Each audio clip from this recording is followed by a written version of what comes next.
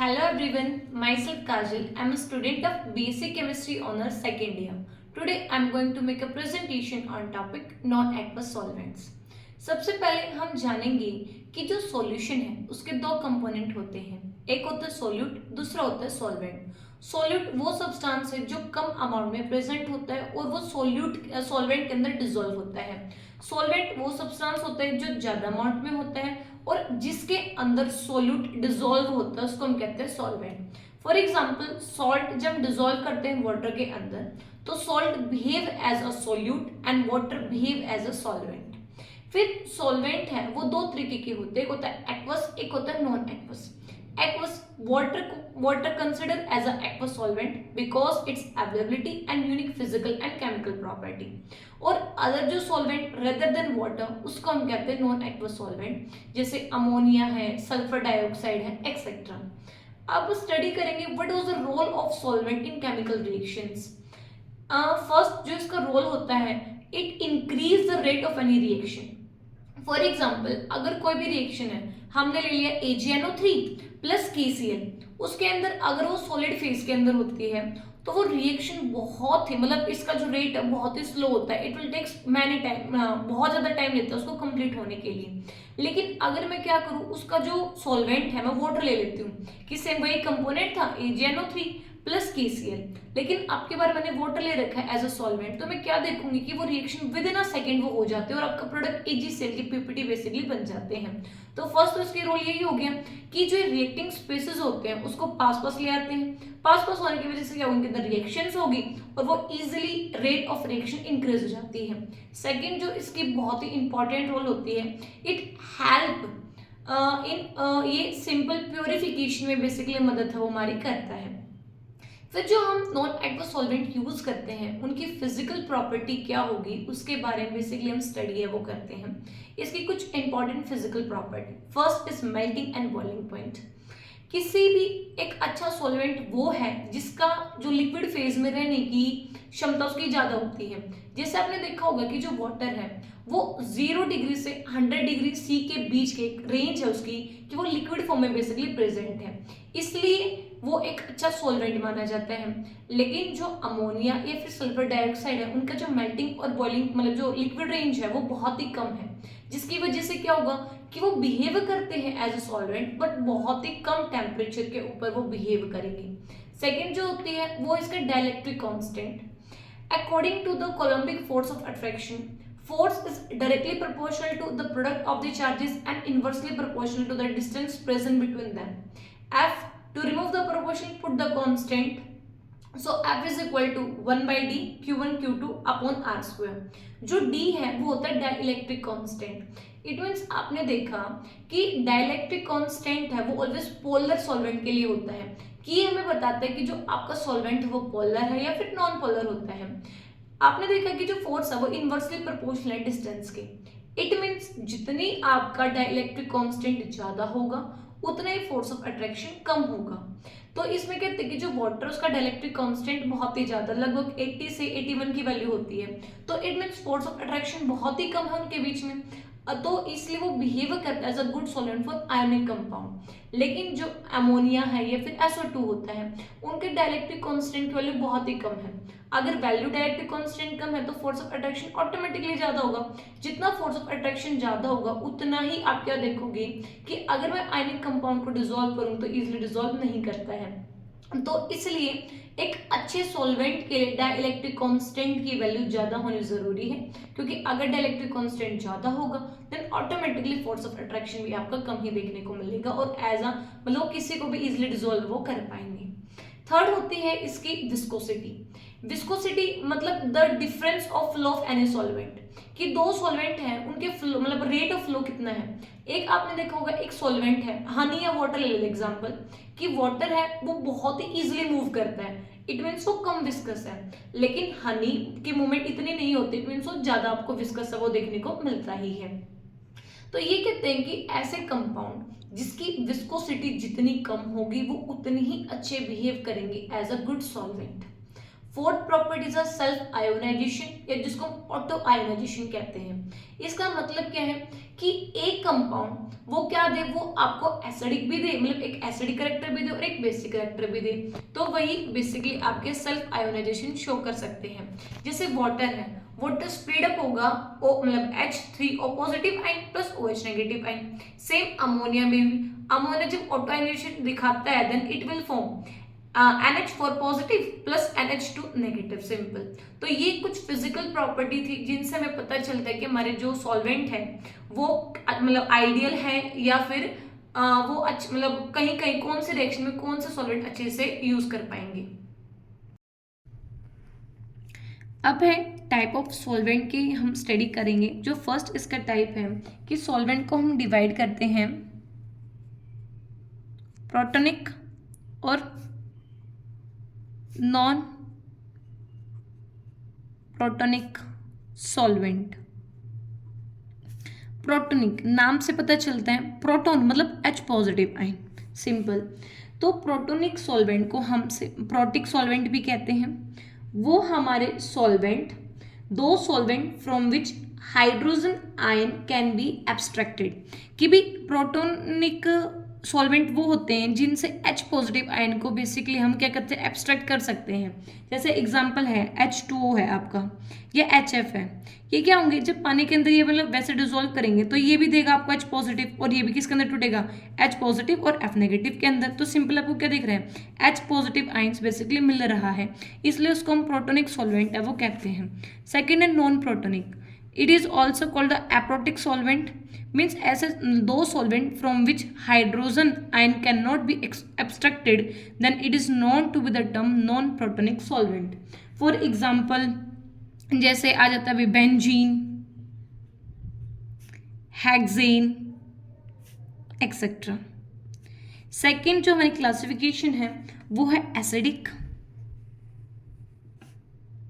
And basic solvent, कि ऐसे solvent जो, अब एसिड आपने पढ़ाई होगा कि भाई एसिड कौन से सब्सटेंस होते हैं। एसिड वो सब्सटेंस है जो H पॉजिटिव को डोनेट करते हैं, उनको हम कहते हैं एसिडिक सॉल्वेंट।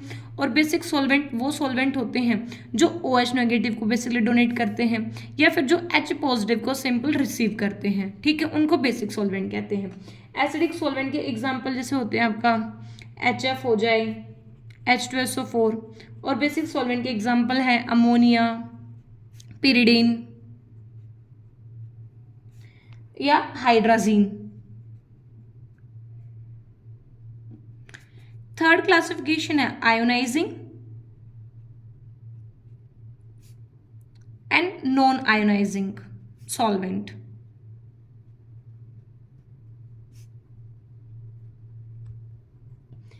आयोनाइजिंग सॉल्वेंट वो सॉल्वेंट होते हैं जो ऑटो आयोनाइजेशन शो कर पाए, which show the auto ionisation, उनको हम कहते हैं आयोनाइजिंग। फॉर एग्जाम्पल जैसे H2O है, वो आपको क्या देगा, वो आपको देगा H3O positive plus OH negative. Same ammonia है, ये आपको देगा NH4 positive plus NH2 negative. Means ऐसे सॉल्वेंट जो ऑटो आयोनाइजेशन शो करते हैं उनको हम कहते हैं आयोनाइजिंग सॉल्वेंट। और नॉन आयोनाइजिंग का मतलब which do not show auto ionization। इसका जो एग्जाम्पल है वो होता है हेक्सेन या फिर है टेट्राक्लोरोमीथेन एक्सेट्रा। फोर्थ है वो होते हैं कोऑर्डिनेटिंग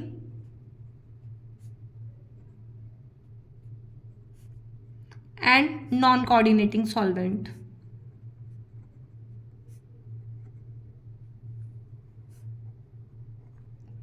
कोऑर्डिनेटिंग सॉल्वेंट कौन से होते हैं कि दो solvent which are capable of coordinating with the ion of the solute is known to be the term coordinating। non coordinating कौन से होंगे, solvent which are not capable of coordinate with the ion of solute is known to be the term non coordinating solvent। for example जैसे coordinating के अगर मैं example पढ़ती हूँ वो जैसे अमोनिया NH3, और नॉन कोऑर्डिनेटिंग है उसके जो एग्जाम्पल होंगे वो हो जाएगा बेंजीन, हेक्सेन, CCl4 एक्सेट्रा। अब नॉन एक्वस सॉल्वेंट में फर्स्ट हम बात करेंगे liquid ammonia as a non aqueous solvent. Ammonia है वो एक नॉन एक्वस सॉल्वेंट है बिकॉज ऑफ इट्स अवेलेबिलिटी और unique physical and chemical property. ये भी बहुत ही वर्सेटाइल है, जैसे आपको वाटर देखने को मिलता है। अमोनिया ऑलवेज एसोसिएटिव, मतलब जो अमोनिया है ये होता है NH3 है, वो हमेशा आपको एसोसिएटिव फॉर्म में देखने को मिलता है।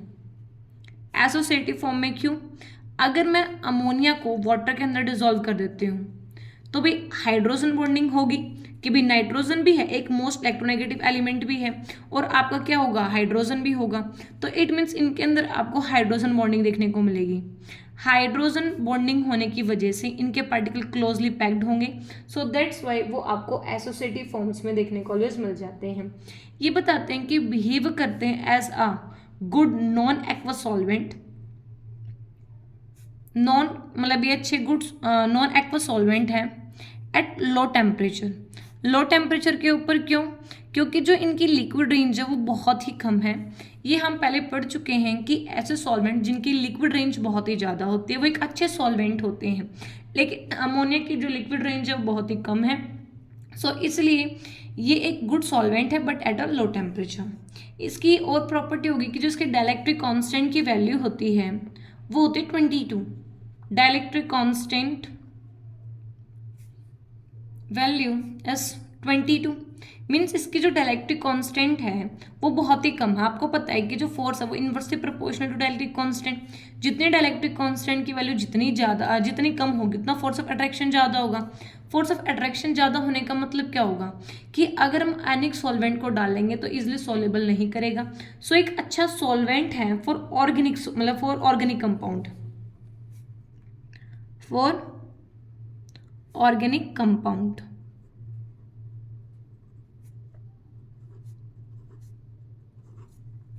फिर बताते हैं कि भाई अगर हम और लिक्विड अमोनिया के बारे में बात करते हैं कि जो लिक्विड अमोनिया है उसको इसकी जो इट विल शो ऑटोनाइजेशन, कि भाई ऑटो आयोनाइजेशन बेसिकली शो करता है।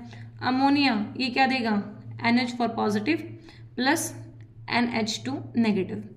एक ना सॉल्वेंट कंसेप्ट होता है, सॉल्वेंट कंसेप्ट के अकॉर्डिंग एक एसिड क्या है, एसिड वो हमारे कंपाउंड है दैट गिव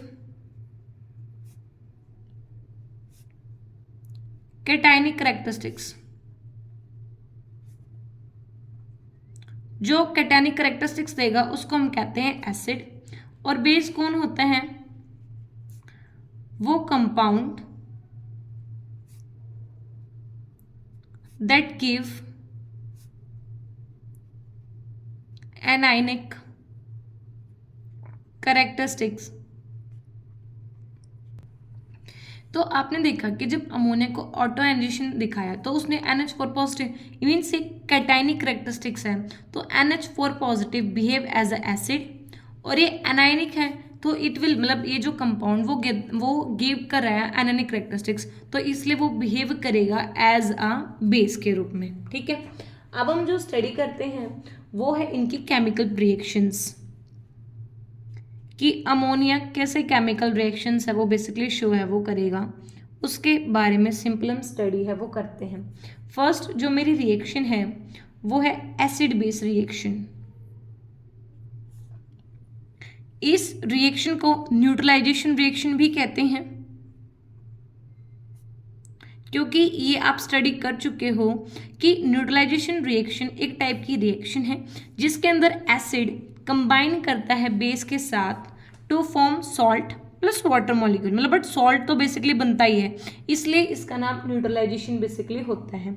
आपने क्या ले लिया कि आपने देखा था कि जो अमोनिया है उसमें एसिडिक पार्ट कौन सा है, एसिडिक पार्ट है NH4 पॉजिटिव, और बेसिक पार्ट कौन सा है NH2 नेगेटिव। जब ये दोनों ही कंबाइन बेसिकली करते हैं तो आपको सॉल्ट, और ये है अमोनिया का कंपाउंड तो आपको अमोनिया गैस बेसिकली मिलती है।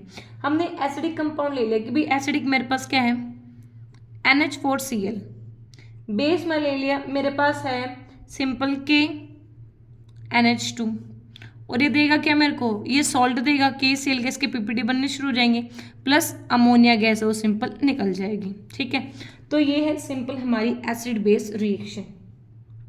फिर इसमें एक और पॉइंट है वो आता है कि जो solution of metal in liquid ammonia, most important point है और ये बहुत बार पेपर में भी क्वेश्चन पूछा जाता है। आपने देखा होगा कि जो आपके एल्कली मेटल होते हैं, एल्कली मेटल लेट्स सपोज करो जैसे सोडियम हो सकता है, पोटेशियम हो सकता है, जब भी हम सोडियम या पोटेशियम को अमोनिया के अंदर डालते हैं, कि जब अमोनिया मतलब इसको अमोनिया के अंदर डाल दिया, देन आप देखोगे कलर अपियर होता है। बेसिकली जब हम सोडियम को अमोनिया के अंदर डालते हैं तो ब्लू कलर अपियर हो जाता है। अब इसका रीजन क्या है कि ब्लू कलर अपियर क्यों हुआ? आपको पता है कि जो सोडियम आयन है जब वो टूटता है then it will form Na positive ion. जब आयोनाइजेशन एनर्जी लगाएंगे तो क्या देगा, Na positive ion plus electron, electron donate कर देता है। अब क्या होगा, सेम ये जो मतलब ये Ma पॉजिटिव, मतलब ये जो होगा Na पॉजिटिव आयन वो रिएक्ट करेगा, react with X ammonia, then it will give, ये सिंपल क्या बना देगा, ये बना देगा NaNH3 पॉजिटिव। और ये तो Na पॉजिटिव की लेकिन Na ने तो एक इलेक्ट्रॉन भी तो दिया है, तो अब इलेक्ट्रॉन की भी रिएक्शन होगी, प्लस YNH3, ये आपको क्या देगा, ये आपको सिंपल देता है NH3Y नेगेटिव। अगर मैं इस रिएक्शन को कंबाइन करके लिखूं तो क्या होगा, M plus X plus Y ammonia, it will give M NH3X positive plus electron है NH3Y नेगेटिव। सिंपल M इधर है, सोडियम मैंने जर्नल के लिए लिख दिया है, M मतलब कुछ भी हो सकता है, एल्कली मेटल मतलब Na हो, पोटाशियम हो, रुबिडियम हो, एक्सेट्रा। सिंपल, ठीक है।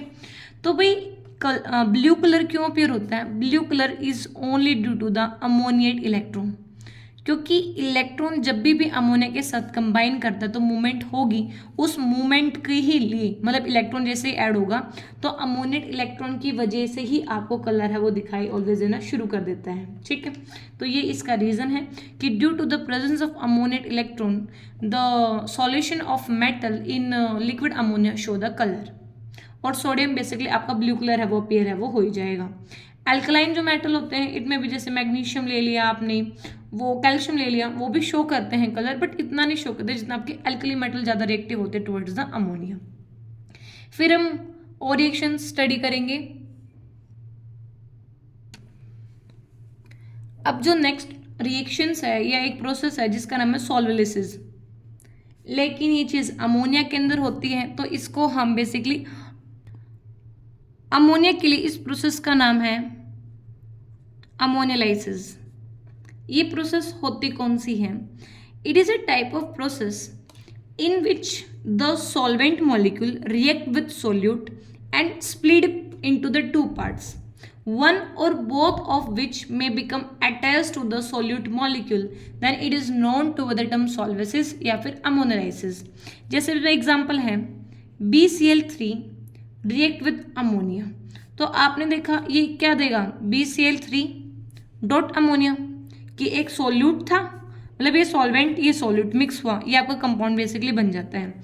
अब ये दो पार्ट में, अब आपने क्या किया, दोबारा से लिक्विड अमोनिया बेसिकली ऐड कर लिया और ये किसके अंदर, ये दो पार्ट्स के अंदर बेसिकली स्प्लिट अप हो जाएगा और ये it will give Cl2b NH2 plus NH4Cl basically.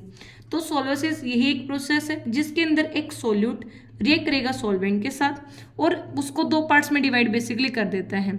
जो दोनों ही पार्ट एक हो या फिर दोनों वो अटैच्ड होंगे to the molecule of solute, then it is known to the term solvolysis. Third होती है एक रिएक्शन जिसका नाम है सॉल्वेट फॉर्मेशन।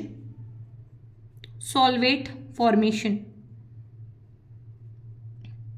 इसमें क्या होगा, सॉल्वेट फॉर्मेशन है जिसको मैं सॉल्वेशन कहती हूँ, इस प्रोसेस का नाम सॉल्वेशन होता है।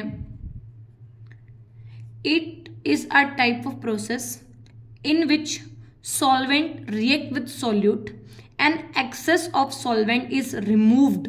The solid product obtained contain a number of molecule of solute attached to a solvent is known to be the term solvation। basically हम कहेंगे इसका जो एग्जाम्पल है वो है SO2 plus 2 ammonia, it will give SO2 dot 2 NH3।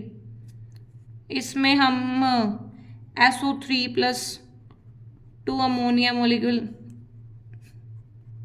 ये reaction basically हो सकती है। तो ये रिएक्शन हमारी सॉल्वेशन प्रोसेस।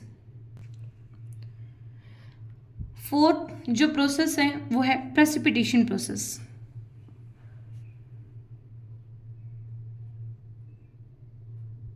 प्रेसिपिटेशन रिएक्शन ऐसी रिएक्शन जिसके अंदर पीपीटी बनते हैं उसको सिंपल हम प्रेसिपिटेशन रिएक्शन है वो कह सकते हैं। ठीक है, पीपीटी बनते क्यों हैं कि कुछ कंपाउंड हैं उनकी सिंपल जो सॉल्युबिलिटी होती है वो बहुत ही कम होती है, तो सॉल्युबिलिटी ना होने की वजह से वो कंपाउंड बेसिकली सॉलिड फॉर्म के अंदर बाहर बेसिकली निकलने शुरू हो जाते हैं। तो इसलिए उस रिएक्शन का नाम है सिंपल आपके प्रेसिपिटेशन रिएक्शन होगा, इसके अंदर पीपीटी बेसिकली बनते हैं। जैसे एग्जाम्पल आपने ले लिया कि एक रिएक्शन थी BaCl2 2AgNO3, अगर मैं इसके अंदर वाटर डाल दूं मतलब एक्वा सॉल्वेंट कर दूं तो reaction with in a second हो जाती है और आपको AgCl के पीपीटी बेसिकली मिल जाएंगे plus BaNO3 twice, simple AgCl के पीपीटी बेसिकली मिल जाते हैं। लेकिन अगर मैं क्या करूं, वाटर की जगह मैंने क्या ले लिया, लिक्विड अमोनिया ले लिया जिसके अंदर हम स्टडी कर रहे हैं, ये आपकी बार क्या होगा, जो रिएक्शन है वो उल्टी हो जाएगी। मतलब अब जो वाटर है अगर मैंने इनके अंदर ये कंपाउंड डाला तब आपको ये मिल जाएगा, मतलब मैंने उल्टा कर दिया। AgCl जो पीपीटी बने थे प्लस BaNO3 ट्वाइस, अगर मैं इनके अंदर लिक्विड अमोनिया ऐड कर देती हूँ देन आपको सिंपल क्या मिलेगा, BaCl2 और AgNO3 के सिंपल हमें कंपाउंड है वो मिल जाएंगे। अब हम जैसे इसकी एक रिएक्शन है NH4I plus ZnNO3 twice liquid ammonia as a solvent, then it will form, ये क्या बनेगा, ZnI2 प्लस NH4NO3। इसके अंदर क्या करेंगे, जो आपके जिंक आयोडाइड है उसके सिंपल पीपीटी है वो बेसिकली मिल जाते हैं। तो आपने देखा कि जो लिक्विड अमोनिया जब हम उसको यूज करते हैं as a solvent so precipitation reaction को भी दिखाता है। इसके बाद जो अमोनिया है वो हम एज अ सॉल्वेंट यूज करते हैं, उसकी क्या क्या एडवांटेजेस हैं और क्या क्या डिसएडवांटेजेस हैं उसके बारे में बात करेंगे। सबसे पहले इसके एडवांटेजेस के बारे में बात करते हैं कि इसके एडवांटेजेस क्या क्या होते हैं। एक तो फर्स्ट कि भाई इसकी जो फर्स्ट अगर मैं देखूं, एक तो जो आपका अमोनिया होता है ना, मतलब अमोनिया के अंदर एल्कली मेटल्स होते हैं वो इजीली डिसॉल्व हो जाते हैं। एल्कली मेटल्स इजीली या रेडिली मैं कहूँ क्योंकि वो एकदम से होते हैं डिसॉल्व इन अमोनिया सॉल्यूशन के अंदर बेसिकली हो जाते हैं। और इन लिक्विड अमोनिया वो एक स्ट्रॉन्गेस्ट रिड्यूसिंग एजेंट के रूप में काम आते हैं, मतलब बिहेव एज अ